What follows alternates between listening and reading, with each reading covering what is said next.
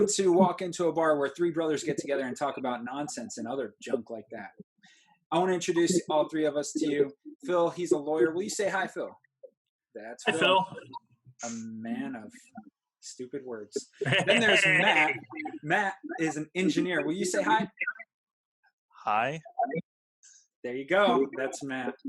We are just three professions that sound like a bad joke, but we have a special guest with you, and hopefully he brings some sanity to this insane conversation. We can Phil, hope. will you introduce our guest tonight? You bet. This is my friend Terry. Terry is an over-the-road trucker, and as such, he brings some blue-collar sanity to our white-collar world, and we're glad to have Terry. I worked with Terry when I was selling cars before law school, and so welcome, Terry. Thank you, guys. Glad to be here. You bet. And Terry's coming to us from his truck, but he's stationary in Fargo, eh? Yeah, you betcha. Mm. Did you work in Rapid City at the Nissan dealership, Terry? I did. And in Sioux Falls at the Dodge dealership. Yep. Both with Phil. Yep. Oh, I'm so sorry you worked with him that long. In fact, he moved across the state when I said, hey, you should come work for these guys. They have a base bonus salary that's really good. Yeah, I actually stayed with Phil and Gene for about a month or so until I was able to get a place. Yep. Oh, no, it was a baby. Little bitty baby. Yeah. Nathan. Nathan. Yep. I'm sorry. That's all right. Maybe So he'll anyway. build you an arc, Phil. He's thinking about being an engineer when he grows up. We'll see how that works out for him. But Oh boy, that's scary. right? I thought he was a hip-hop star. Well, I mean, if that doesn't work out. In all seriousness, his EP drops May 10th, and it's going to be on Spotify and everywhere else. And if I remember correctly, he's calling himself NC on that, and I can't remember the name of the EP off the top of my head, but we'll get that out on the or on the Facebook page, and should be good to go. I apologize if you guys are hearing my work iPad and all sorts of stuff going on tonight with work, so I'll ignore it during this time period. But anyway, moving on. The first thing we're going to talk about while Ben is distracted is movies. And there it is. There's his EP, Nate C or Nassie. What is it? I can't. Nassie. NA-C, which... NA-C, and there's my dog. We may have to start this over, Ben. No, this is perfect. This is perfect content. I love it. So I think we should continue on.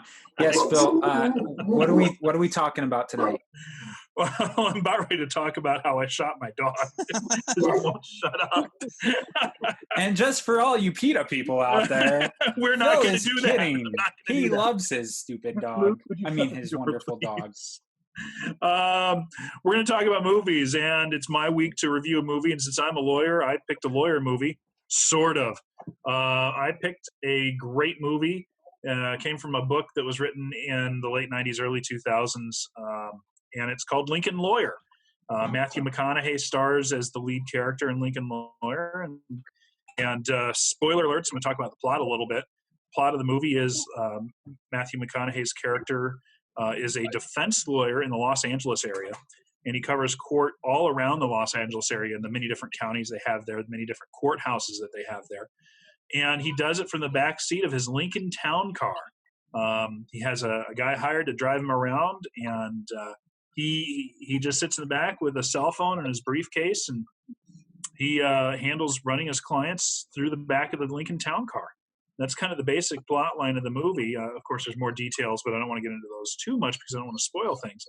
Suffice to say, it's a great concept. It's a great idea for a movie, and the book was even better. But you've got Matthew McConaughey playing, oh goodness, I can't remember the name of the main title character. But anyway, he's a defense lawyer, criminal defense lawyer. Marissa Tomei plays his ex-wife, who is a prosecutor in one of the counties, and they kind of butt heads against each other on and off.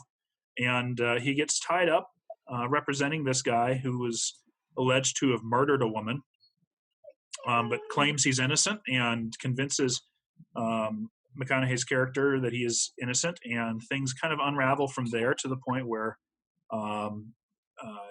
there's some very intense scenes where his character, Matthew McConaughey's character, his life is in danger several times.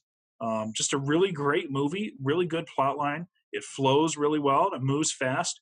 And Matthew McConaughey's never seen doing one of these numbers like he is in the Lincoln commercials. There's no rubbing of the boogers together. So really great movie. I don't know if you guys have any specific questions or any specific points. I don't take notes when I watch movies or read books. And I'll be honest, a lot of times it's in one ear and out the other. But I was entertained. I've been entertained every time I've watched it. Just a great all-around movie. I watched it twice since you suggested it and mentioned that you were going to do this review.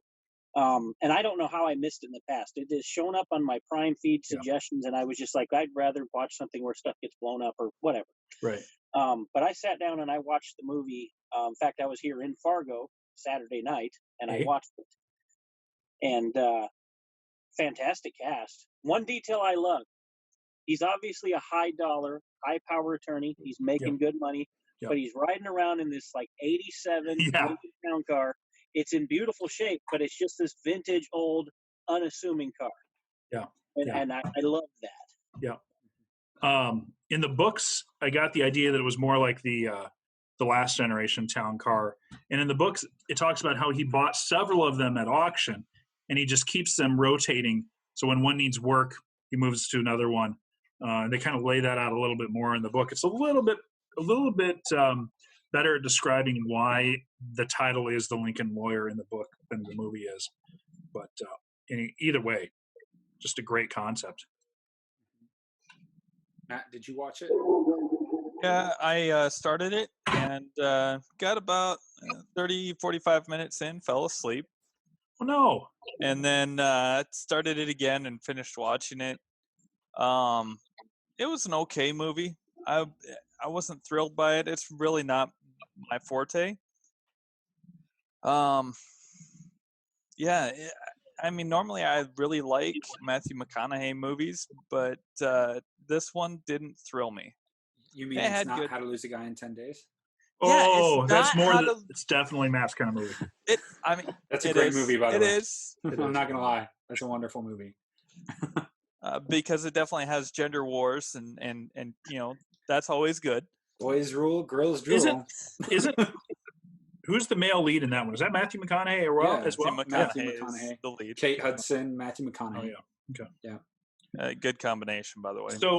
So Matt, it just isn't your speed. It doesn't have enough explosions for you. What's not enough computer numbers going across the screen? I couldn't really put my finger on it. Something was missing on my end.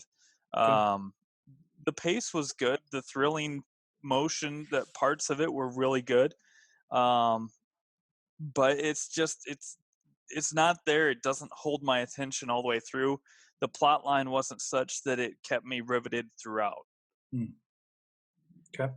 Honestly, when you picked this movie, I thought the only one that's not going to like it's probably Matt. I absolutely love this movie. Yeah. It is a phenomenal movie. Matt, you're right.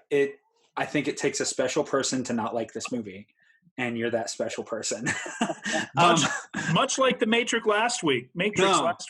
No, the Matrix is something else. Even so, besides the point, we had a comment.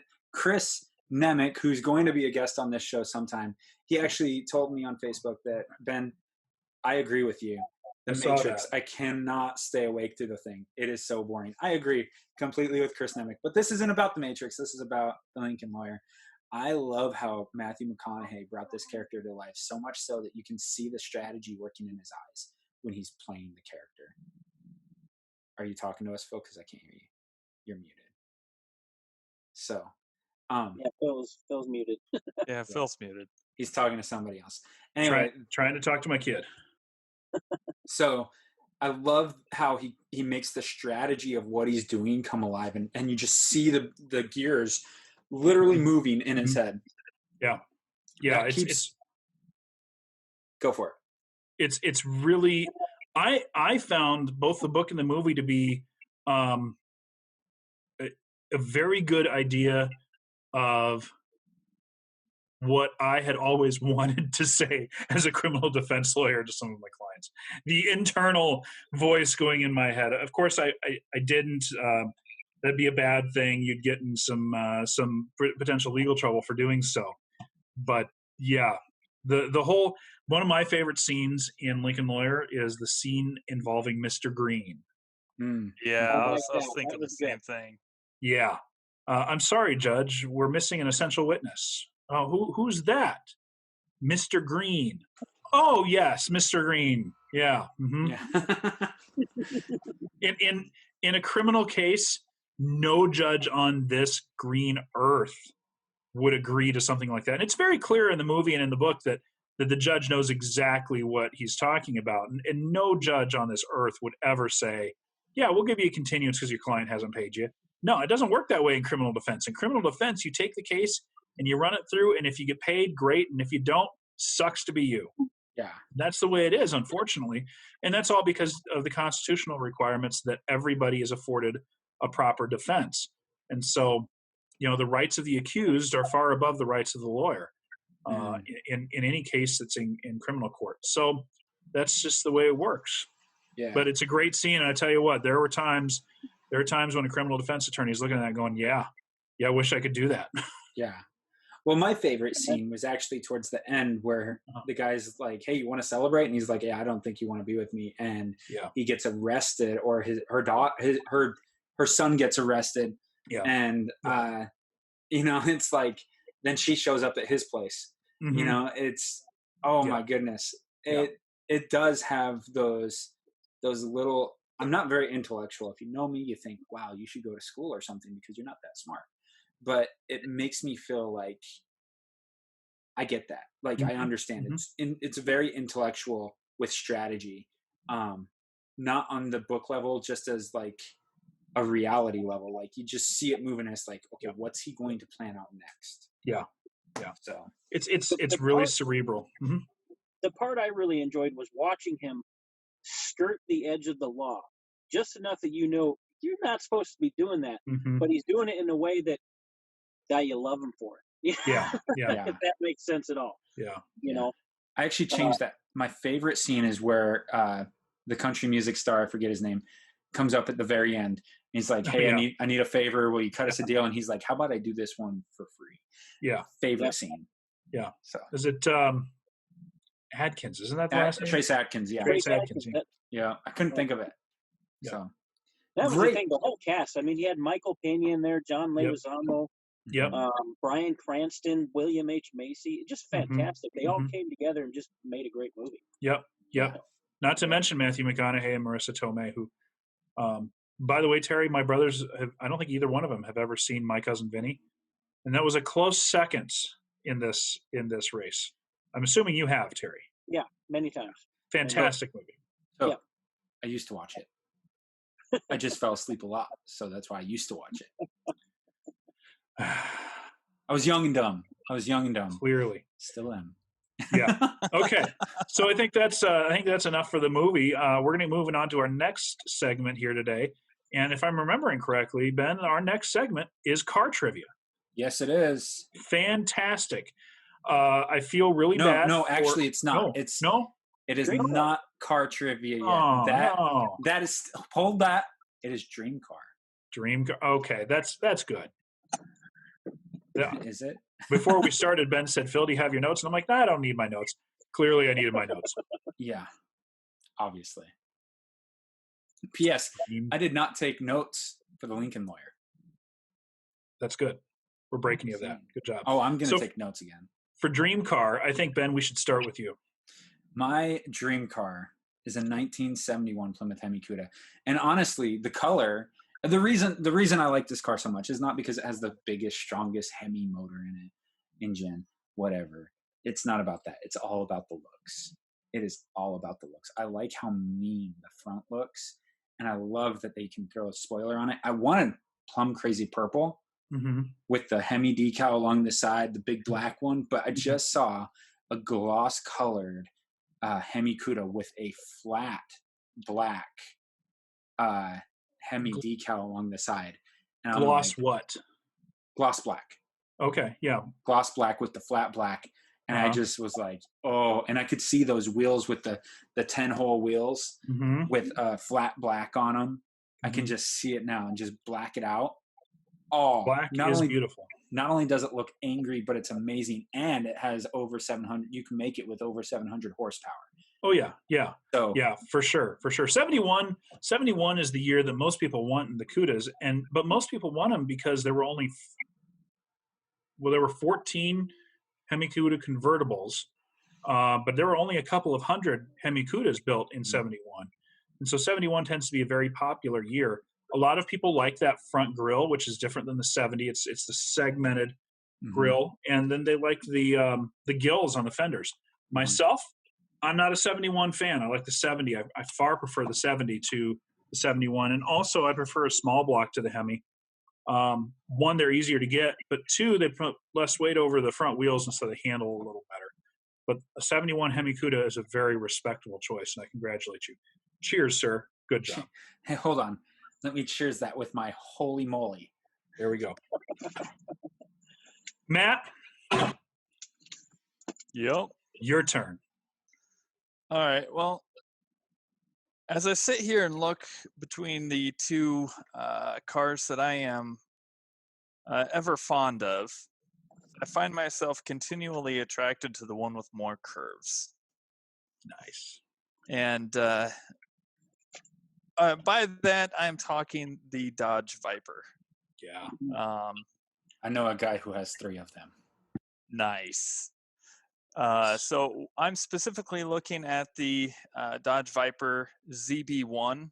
That's the RT10 and GTS models. First generation Viper. Second generation. Second generation. ZD1. ZB1. The first generation was the SR1. And that was 91 through 95. This is 96 through 2002.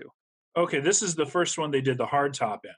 Yes, Not much visual difference from the first generation. Right. This one had the double bubble, for the helmets, and the big V10, that 8.3 liter V10, 500 horsepower. By the way, I'm reading this right off the Wikipedia. Didn't they later on throw a V12 in there? No. Viper's always been a V10. V10. Yep. They missed out on this 2 extra Vs. No. So I've driven this car a lot, virtually in video games, and I've driven it a lot too. Yeah, virtually in video games. I haven't. So it's a car that in real life I would be too afraid to even mess with the gas pedal in park. The thing has so much power. They're frequently wrapped around trees. So not as frequently as Mustangs, though. No, Mustangs don't go for trees. They go for individuals outside of cars and coffee. Good point. They go for crowds outside of cars and coffees. You're right. But there are more Mustangs on the street because they're priced low. Yeah. Oh yeah. Although the last time I checked, you could pick up a first-gen Viper RT10 for in the $20,000 to $30,000 neighborhood if you were okay with one that was a little rough.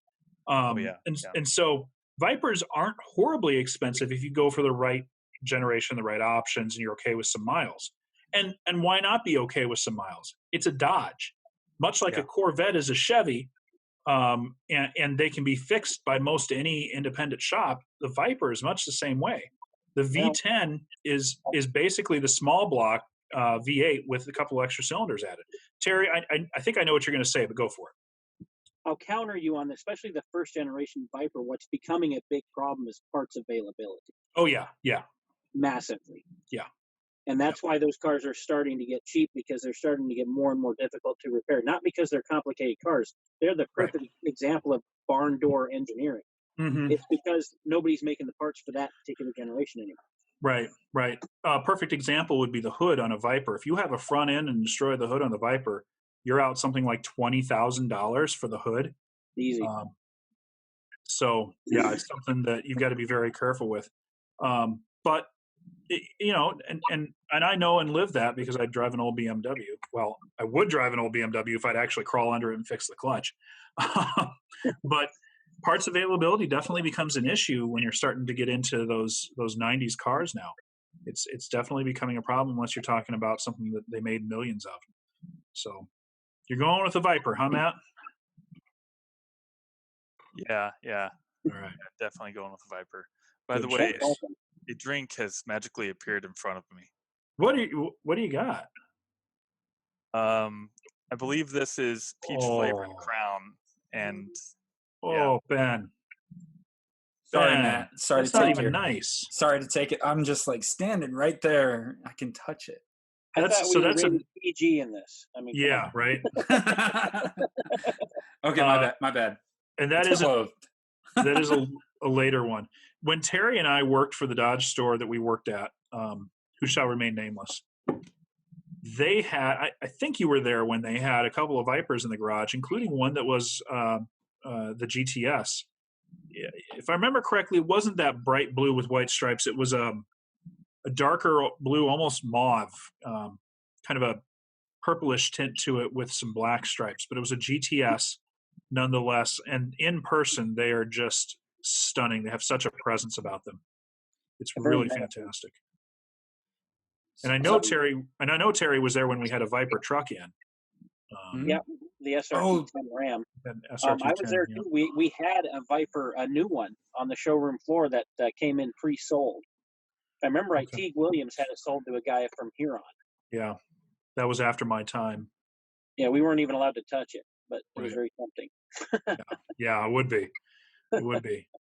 Okay, well, I think I'm going to save our guest for last, and I'm going to go.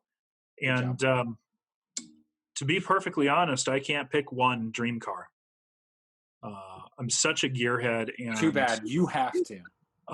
There are so many cars out there that require my love and affection.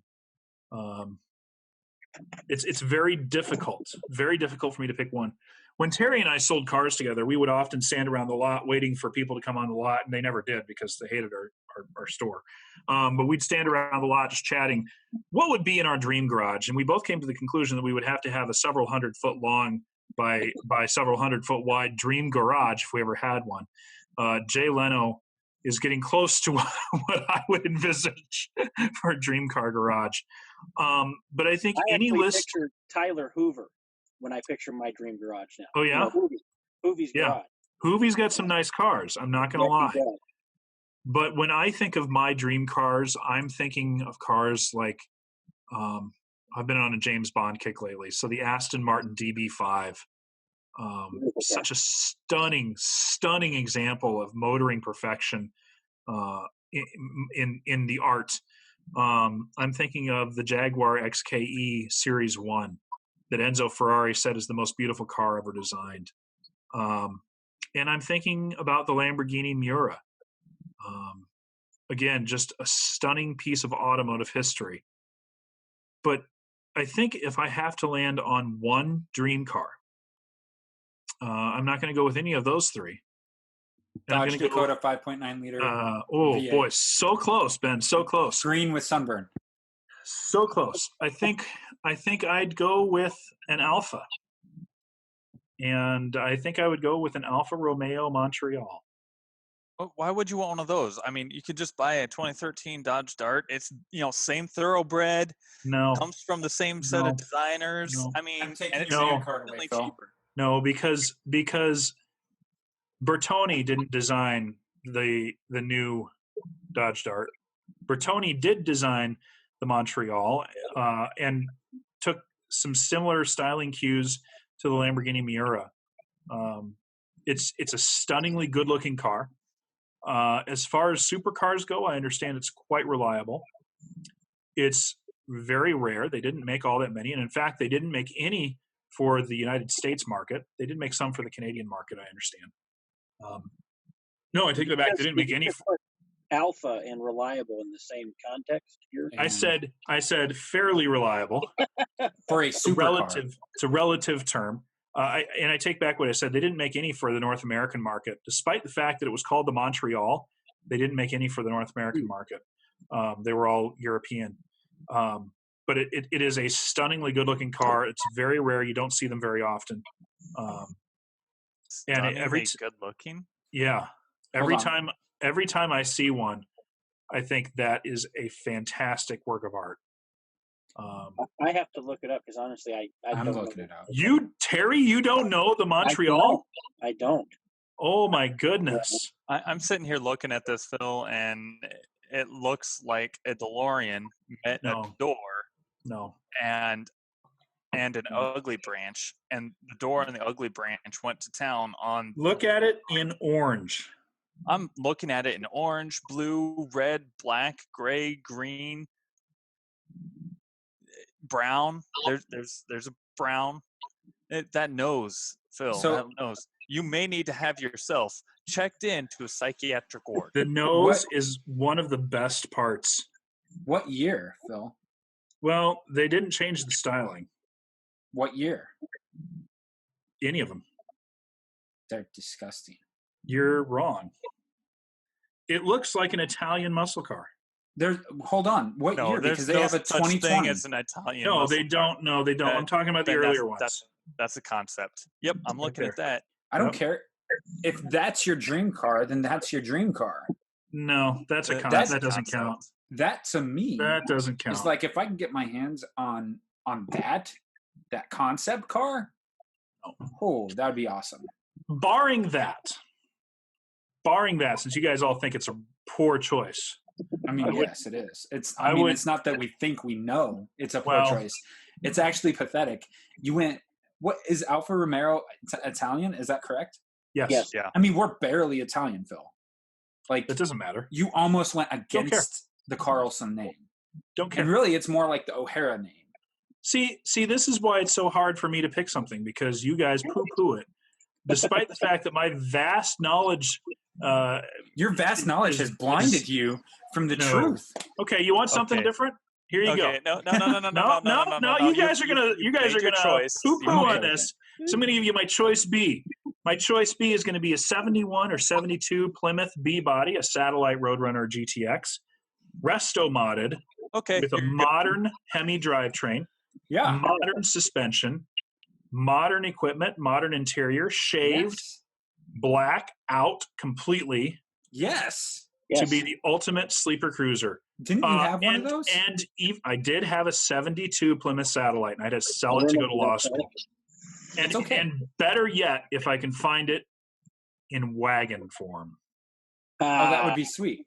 You just lost me. I think I threw up a little bit in my mouth. Modern 392 Hemi. Modern 392 Hemi with a manual transmission behind it. Blacked out. I get that. I would say that's a good purchase. I get behind that. It's a horrible purchase. No, you'll never get your money back out of it. The Montreals are skyrocketing in price. You'll make your money out of them so much. That's what's so cool about dream cars. It's not about the price. It's a dream. And the other cool thing about that is that you don't care about the price. Two, you're just like, it's a dream. What can I do with my dream car? My cars are actually more modern than what you guys have talked about. And I mulled this over. I've even had discussions with my wife about this because we're a car family. I've got a collection of Hot Wheel cars that's 10,000 strong. We have really nice cars in our garage. I drive a 5 Series BMW. My wife has a really clean Lincoln Navigator. And let's not forget your truck. Yeah, well, and my 2020 Freightliner that I bought, that I took delivery of last October. And that promptly broke down on you. I am self-employed as a truck driver, so when I say my truck, it's my truck. Truck costs more than my house.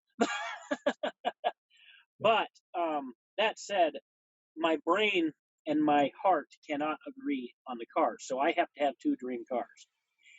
The one for my brain changes constantly, so next week I'll give you a different answer. Or an hour from now, I might give you a different answer. But the car I'm focused on right now that I love is the Volvo V90R. Wow. Now, right now, we cannot get the R in the U.S. We can only get the R Design. I'll take the R Design until we can get the R. That's the car that my mind says, that's cool. I like it. It's a hot wagon.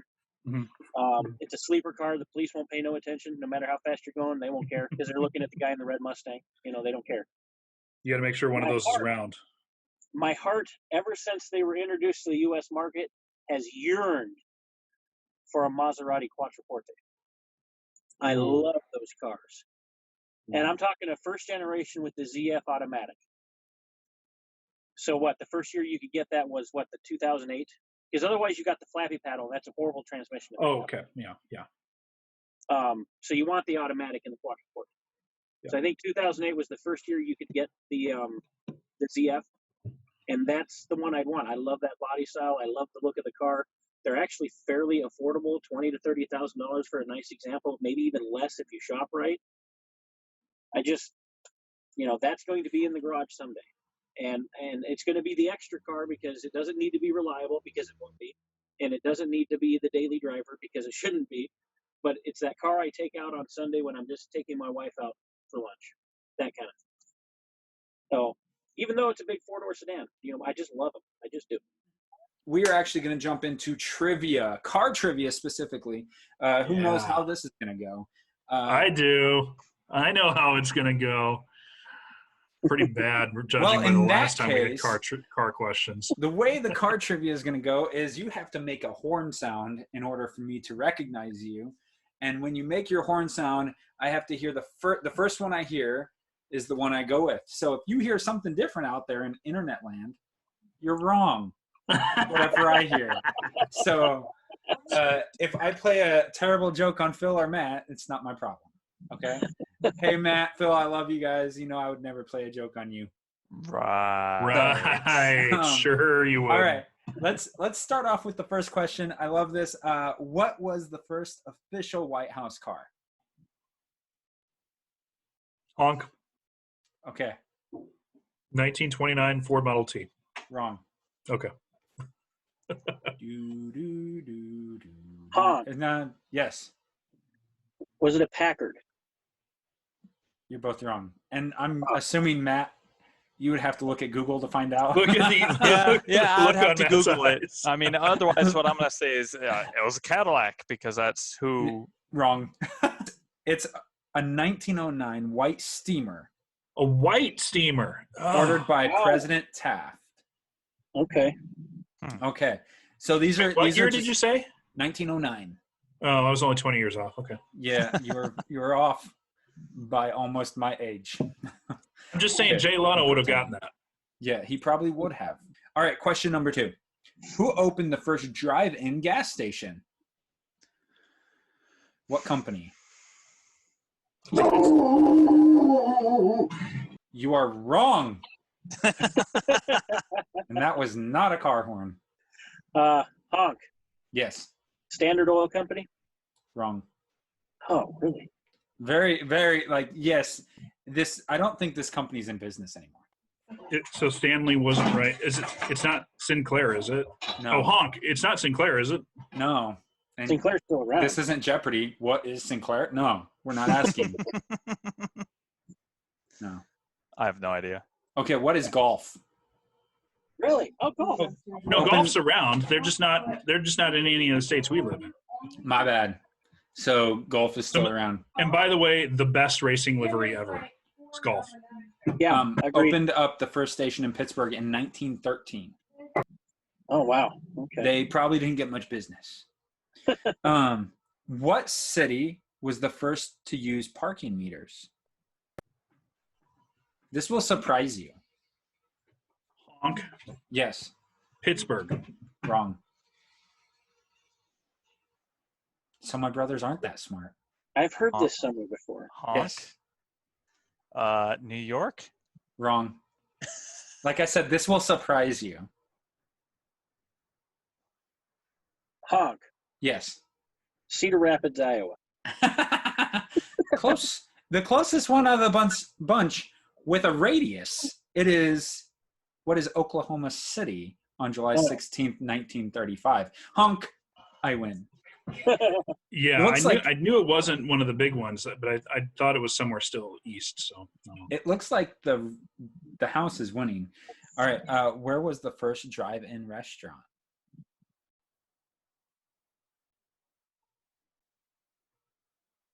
Come on, Phil, Matt. Honk. Yes. Was it in Los Angeles? No. I want to give a clue, but I'm not going to because I know Matt will get it. Are you sure? What's up? If the stars were aligned.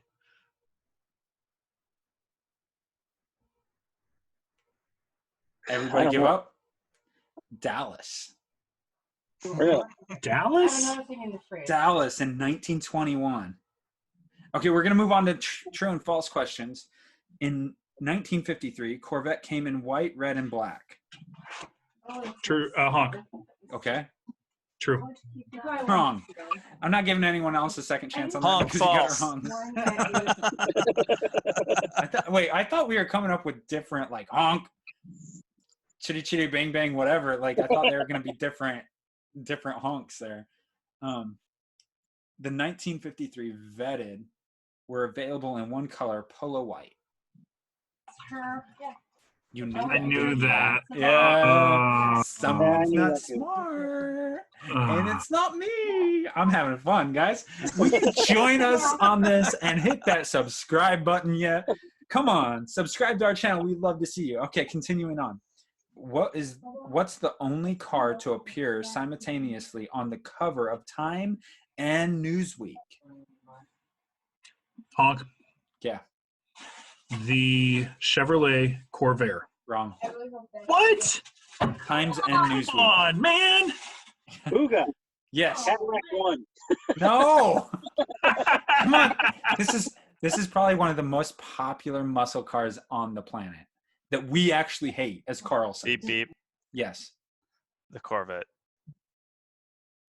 We don't hate it. We No. don't hate that as much as this other thing. Honk. No, I'm honking. I No, am you can't honk. honking. You're asking the questions. Everybody Put else the has gone phone through. down. I get back in. It's my turn. Honk. It's the Ford Mustang. You are correct. Thank you. It's prettier than some Corvettes, but not many. Okay. No, I can't think of a single Corvette that's prettier than. Hey, that Mustang I think is pretty. It's pretty, but it's not as pretty as a Corvette. I agree. No, Yeah. that's not pretty. That's classic. And the Corvettes from Okay. that era far surpassed that styling. What is the fastest internal combustion American production car ever? Booga. Yes. The Hennessy Venom. You ruined it. What? I think they mean street legal. No, the Hennessy Venom is street legal. Oh, the 1998 Dodge Viper GETSR No. tested by Oh. Motor Trend magazine at 192.6 miles per hour. No, No, the Hennessy Venom hit 248 or something like that. When was that? About the time the Bugatti hit the market. Yeah. Bugatti Veyron. Well, Mid Wasn't- 2000s. Terry, wasn't the Venom a Viper built up? No, it was a stretched Lotus Elise. Oh, that's Yeah. right. Yeah. well, Yeah. the website's wrong. Okay, one more. What Okay. automaker's first logo incorporated the Star of David? Honk. Yes. Dodge Brothers. We got one right. That might be two. Phil, I think Finally threw me an easy one. they were all easy. Come on, I had the answers right here. They were all right here. So I trust the internet for most of my questions and Oh, answers. man. Because let's face it, the internet doesn't lie. These are brutal. Every time we do trivia, the questions are just brutal. This I is mean, come why, on. You're talking to a Quiz Bowl champ here. Phil, I this was is think- why I don't allow myself to be quizzed. I don't even know why they can go back and say the 192-mile-an-hour Viper is the fastest when the Dodge Hellcat hits, 201. Yeah. Yeah. Okay, so it's not up to date. Okay, let's give it a break. I don't know when the Bugatti became available anywhere, but 98, okay. Early 2000s? So 98. Let's go back to 98. What was the fastest? The Dodge Viper wins. Just because my M3 was electronically limited. No, I'm kidding. It wasn't electronically limited. That's right. Hey, we are going into our drink segment. We're going to make this quick. Phil, what are you drinking tonight? I am drinking a fantastic whiskey that's mostly gone. This is a Japanese whiskey. It's Suntory Whiskey's Toki, which is kind of their lower end blend. The Japanese are just knocking it out of the park with whiskeys. Really smooth, really flavorful, just all sorts of great oak and smoke notes. They do scotches, but this one's not real peaty. The Japanese whiskeys are more of a scotch style versus other styles. Just an all-around great sipping whiskey. Just really, really fantastic. I wouldn't mix it with anything. I like it too much to mix with anything, to be perfectly honest. It's just really, really good. Very cool. And then, of course, pure water. Makes you want to throw up in your stomach. All right. Hey, Terry, I want to go to you. What are you drinking tonight? Because I'm in my truck, and even though I'm in my off time, I'm not allowed to have alcohol, so apple juice. Hey, there you go. Following the rules and staying safe. I like that. Right. A safe truck driver keeps me safe on the road as well.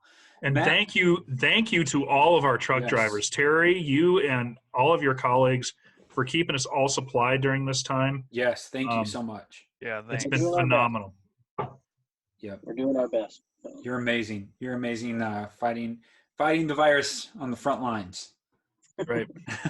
One virus at a time, delivering food. All right, Matt, what are you drinking tonight? Well, let's see. I had started off with just drinking water, but the water ran out. And then magically this appeared in front of me, and this is a little bit of Crown Royal in a Crown Royal glass. Your wife loves you so much. And she does. And I'm actually drinking her Crown Royal Peach. Oh my goodness. That sounds amazing. Is that good? So, it actually tastes pretty good. Is it distilled to have a peach flavor, or is it added in? I'm sure it's added in. Yeah. We don't know much about Crown. We're not Crown drinkers. I definitely don't drink alcohol. Well, I completely missed that because my internet's awful, but I think it's probably because we're not Canadians. We don't have EDVD eyes. That's true. I don't drink hard liquor. That's for sure. So I looked for a barrel-aged stout. That doesn't look like a barrel-aged stout, man. Right. I didn't drink one of them. One of them is still capped and full. Lola went to the store today and bought me 3 different ones. I decided, because I'm a pastor, I want to go with Church Street Brewery, right? Out of, and I'm going to mispronounce this town's name, Itasca, Illinois. I think that's right. It's probably Itasca. It's the Socialist Republic of Illinois.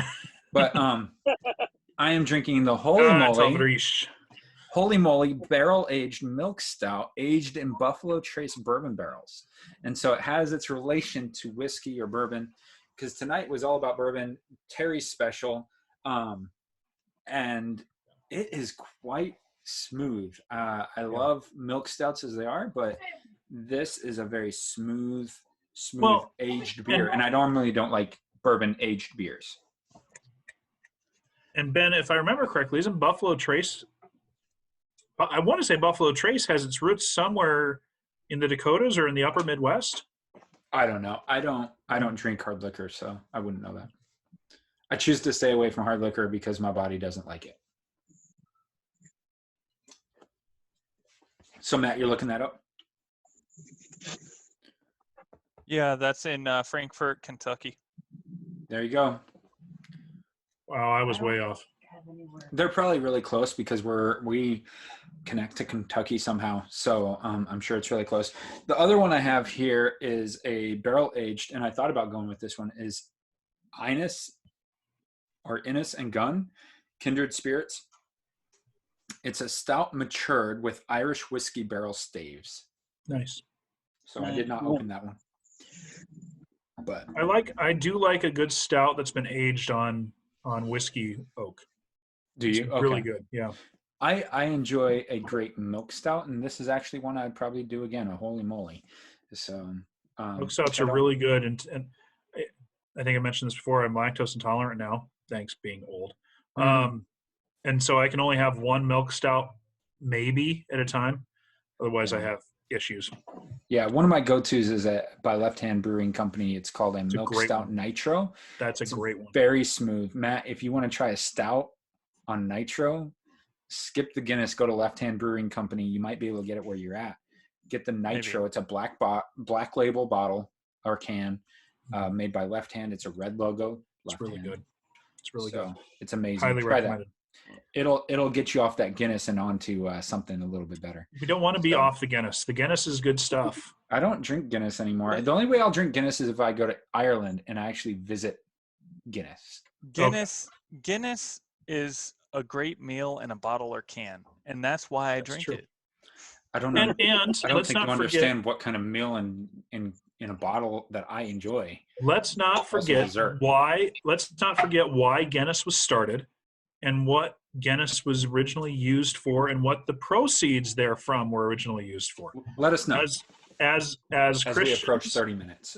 well, yeah, as Christians and as members of a pastor's family and having a pastor with us, we have to remember that Guinness was brewed originally so that the blue-collar laborers in Dublin would have something to drink that wasn't horrible, bad water that would kill them, besides whiskey. And it was done with an effort to keep people from beating their families and hurting them. And then the proceeds from the sale of Guinness then were funneled by Arthur Guinness to missions work overseas. And so there are very good Christian roots to the Guinness Brewing Company that often get forgotten in a teetotaling Christianity. So Yeah. Well, you learn something every day. Hey, that's a great segue into thank you for joining us at Walk Into a Bar. We're so glad that you were welcome here today with us. And we want to say, if you enjoyed this, subscribe, hit that notification button, the little bell up in the top, so you get a ding when we post something new and you're notified. The sooner you're notified, the sooner you watch it, and the better fun you have. I don't know. English is bad. I shouldn't get past it. But anyway, hey, thank you so much for joining us. We want to say thanks. So everybody, will you say thanks? Thanks. Thanks, everybody. We love you guys so much. For Thank you for joining us, and have a great rest of your day, weekend, or month. We'll see you all next week. See ya. Later.